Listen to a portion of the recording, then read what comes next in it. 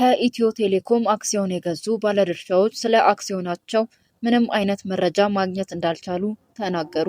ኢትዮ ቴሌኮም 10 በመቶ ድርሻውን ለኢትዮጵያውያን በሽያጭ አቅርቦ አክሲዮን ከገዙ 1 ዓመት ከግማሽ ቢሆንም የድርሻው ገዢዎች እስካሁን የትርፍ ክፍፍልም ሆነ ሪፖርት በሚመለከት ምንም አይነት መረጃ ደርሷቸው እንደማያውቅ ገልጸዋል።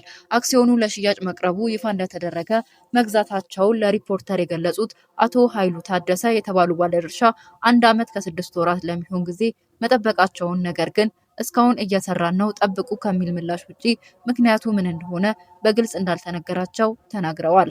አክሲዮኑን የገዛነው ትርፋማ ሆነን ራሳችንን እንጠቅማለን በሚል ነበር የሚሉት አቶ ኃይሉ ይህ እንኳን ባይሆን ቶሎ ምላሽ መስጠት እንደነበረበትና ስራው ምን ደረጃ ላይ እንደሚገኝ ለባለ አክሲዮኖች በግልጽ ሊነገር ይገባል ብለዋል።